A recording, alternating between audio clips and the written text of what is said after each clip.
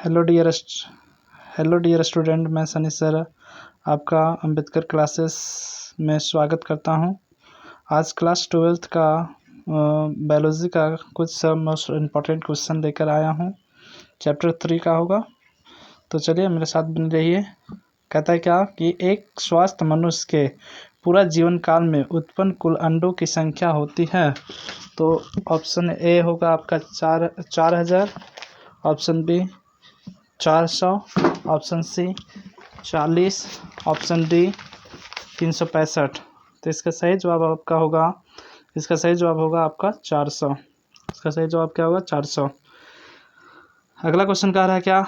अगला क्वेश्चन कह रहा है कि निषेचन आंतरिक होता है। तो इसका ऑप्शन ए तार मछलियों में, शार्क में, हड्डीदार मछलियों में, उभयचर में। इसका सही जवाब होगा आपका क्या? शार्क में जो होता है आंतरिक निषेचन होता है। तो अगले क्वेश्चन की ओर बढ़ते हैं। तो अगले क्वेश्चन का है स्तनधारियों में निषेचन की क्रिया संपन्न होती है। तो स्तनधारियों में निषेचन की क्रिया जो संपन्न होती है, ऑप्शन ए आपका अंडाशय में, गर्भाशय में, फैलोपियन नली में, योनि में। तो इसका सही जवाब होगा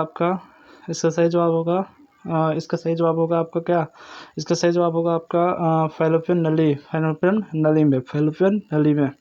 अगला क्वेश्चन कह रहा है क्या? अगला क्वेश्चन की ओर बढ़ते हैं। तो अगला क्वेश्चन कह रहा है क्या कि गर्भाशय किससे संबंधित है? तो गर्भाशय जो है किससे संबंधित है? तो गर्भाशय जो होता है आपका है ना, ऑप्शन है आपका है ना, नर जनन तंत्र से, मादा स्त्री जनन तंत्र से, पादप जनन तंत्र से, इनमें से सभी। तो इसका सही जवाब होगा आपका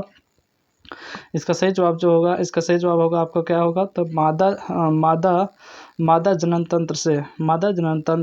अगले क्वेश्चन पर बढ़ते हैं। नेक्स्ट क्वेश्चन क्या कर रहा है? नेक्स्ट क्वेश्चन कह रहा है कि कोशिकीय अवस्था में भ्रूण क्या कहलाता है? तो कोशिकीय अवस्था में भ्रूण आपका ऑप्शन ए होगा गैस्ट्रुला, मोरूला, ब्लास्टोला। इसका सही जवाब होगा आपका है ना। इसका सही जवाब क्या होगा? तो इसका सही जवाब क्या होगा? तो इसका सही जवाब आपका क्या होगा? तो इसका सही जवाब होगा मोरूला। क्या कहलाएगा? मोरूला।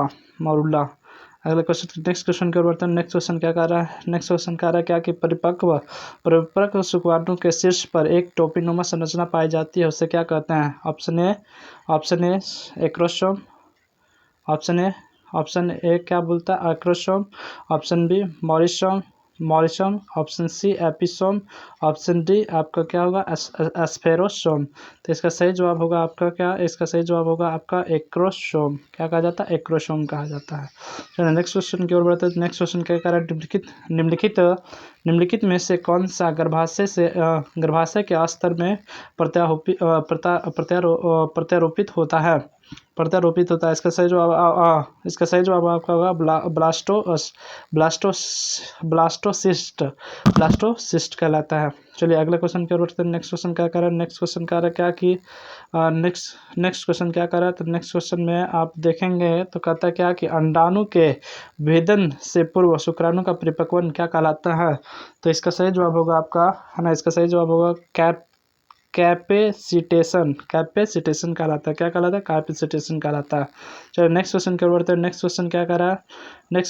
क्या कि फैलोपियन नलिका का अंडाशय से निकटस्थ भाग होता है। तो इसका सही जवाब होगा आपका वायु कोष्टिका है ना, वायु कोष्टिका। चलिए अगले क्वेश्चन की ओर बढ़ते हैं। तो कह रहा क्या कि अनुवांशिक कूट में कितने कूट होते हैं? तो अनुवांशिक कूट में जो होता है कितने कूट होते हैं? तो आपका क्या सही जवाब होगा? 64 कूट होते हैं। चलिए अगले क्वेश्चन की ओर बढ़ते हैं। तो अगला क्वेश्चन क्या कर रहा है कि द्विगुणित संरचना है। तो इसका सही जवाब होगा आपका है ना। इसका सही जवाब होगा आपका क्या? युग्मनज जो है द्विगुणित संरचना है। चलिए अगले क्वेश्चन की ओर बढ़ते हैं। तो कहता है क्या जिब्रेलिन क्या है? तो जिब्रेलिन आपका क्या है ना, जिब्रेलिन एक आपका क्या है? तो जिब्रेलिन एक आपका क्या है? हार्मोन है। क्या है? हार्मोन है। चलिए अगले क्वेश्चन की ओर बढ़ते हैं। तो अगले क्वेश्चन क्या कह रहा है कि इनमें से कौन सा नर युग्मक से संयोजित करके भ्रूणपोष बनाता है? तो इनमें से कौन सा है जो नर युग्मक से संयोजित करके भ्रूणपोष बनाता है? तो इसका सही जवाब होगा आपका द्वितीयक केंद्रक। क्या होगा? द्वितीयक केंद्रक। अगला क्वेश्चन की ओर बढ़ते हैं। अगले क्वेश्चन क्या कह रहा है? मादा मानव के अंडाशय से अंडों का निकलना क्या कहलाता है? तो ये आपका सही जवाब होगा अंडोत्सर्ग। क्या कहलाएगा? अंडोत्सर्ग कहलाएगा। एंडोत्सर्ग कहलाएगा। अगला क्वेश्चन की ओर बढ़ते हैं। तो अगले क्वेश्चन क्या कह रहा है कि मानव भ्रूण संरक्षित रहता है। तो मानव भ्रूण संरक्षित रहता है कहाँ पे संरक्षित रहता है? तो इसका सही जवाब होगा एमनियोटिक गुहा में, एमनियोटिक गुहा में। अगला क्वेश्चन की ओर बढ़ते हैं। तो अगले क्वेश्चन क्या कह रहा है कि मानव में निषेचन होता है। तो मानव में निषेचन जो होता है आपका क्या, फैलोपियन नलिका में होती है। कहाँ पे होती है? फैलोपियन नलिका में। अगले क्वेश्चन की ओर बढ़ते हैं। तो अगला क्वेश्चन क्या कह रहा है कि किस हार्मोन द्वारा अंडोत्सर्ग नियंत्रण होता है? किस हार्मोन द्वारा अंडोत्सर्ग नियंत्रण होता है? तो इसका सही जवाब होगा आपका FSH एंड LSH।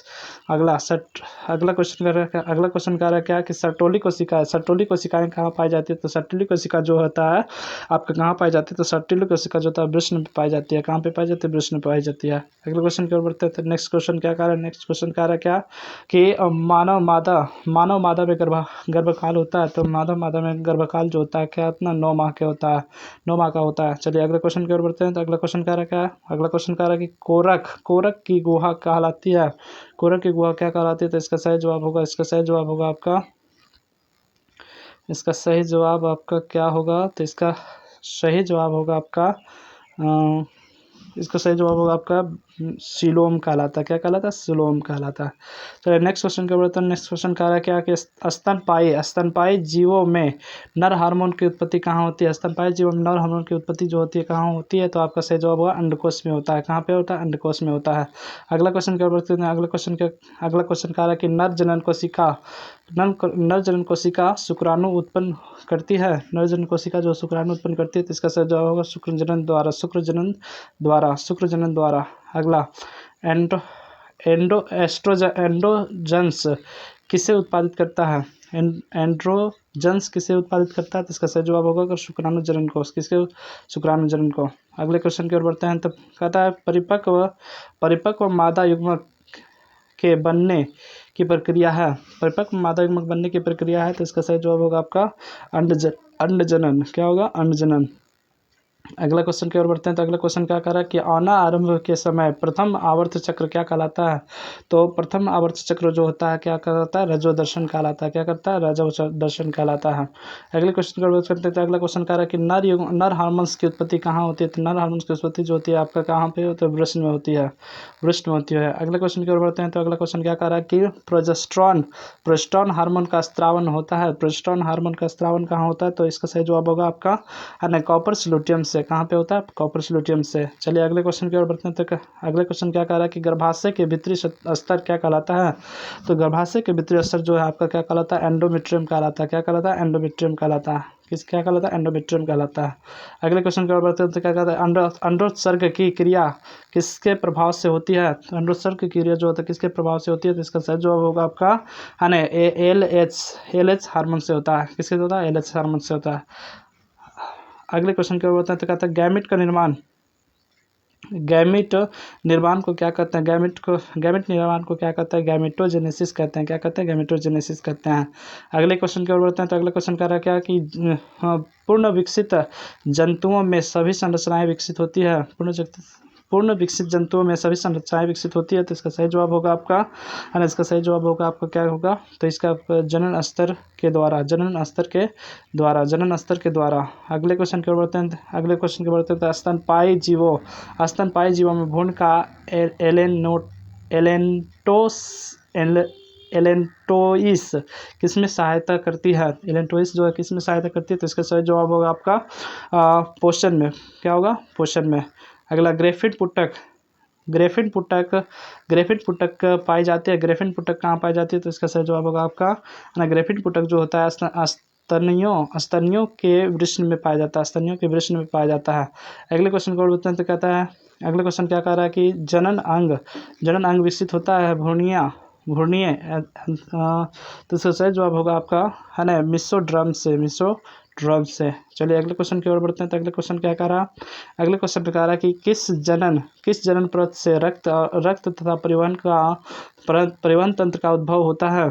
तो परिवहन तंत्र का उद्भव जो होता है आपका किससे होता है? तो मिजोड्रम से होता है। कहाँ से होता है? मिजोड्रम से। अगले क्वेश्चन की ओर बढ़ते हैं। तो अगला क्वेश्चन कह रहा है कि स्त्रियों में रजनोवृत्ति की उम्र होती है। तो स्त्रियों में रजनोवृत्ति की उम्र जो होती है आपका 50 वर्ष होता है। कितना होता है? 50 वर्ष होता है। अगला क्वेश्चन कह रहा है कॉपर स्लूटियम के द्वारा नावित होने वाला हार्मोन है? कॉपर स्प्लिटन द्वारा नावित होने वाला हार्मोन है, तो कॉपर स्प्लिटन द्वारा जो होता है कौन सा हार्मोन नावित होता है? तो इसका सही जवाब होगा आपका प्रोजेस्टेरॉन। अगले क्वेश्चन की ओर बढ़ते हैं। तो अगला क्वेश्चन क्या कह रहा है कि निम्नांकित में कौन सा द्विगुणित संरचना है? निम्नांकित में कौन सा द्विगुणित संरचना है? इसका सही जवाब होगा युग्मनज जो होता है द्विगुणित संरचना होती है। चलिए अगले क्वेश्चन की ओर बढ़ते हैं। तो कहता है शुक्राणु किसकी मदद से जोनोफेलियोसिड को विभेदित करता है? तो शुक्राणु जो किसी मदद से जोनोफेलियोसिड को विभेदित करता है, तो इसका सही जवाब होगा आपका इसका सही जवाब होगा एन्कोसोम से शाव। अगला क्वेश्चन की ओर बढ़ते हैं। तो अगला क्वेश्चन कह रहा कि है ना, क्या कह रहा कि भ्रूण की 16 कोशिकीय अवस्था क्या कहलाती है? तो भ्रूण की 16 कोशिकीय अवस्था जो होता है मोरुला कहलाती है। क्या कहलाती है? Morula. Thank you for watching this video. अगर आपकी वीडियो पसंद आए तो लाइक और शेयर ज़रूर करें। चलिए अगले नेक्स्ट क्वेश्चन की ओर नेक्स्ट वीडियो में मिलते हैं।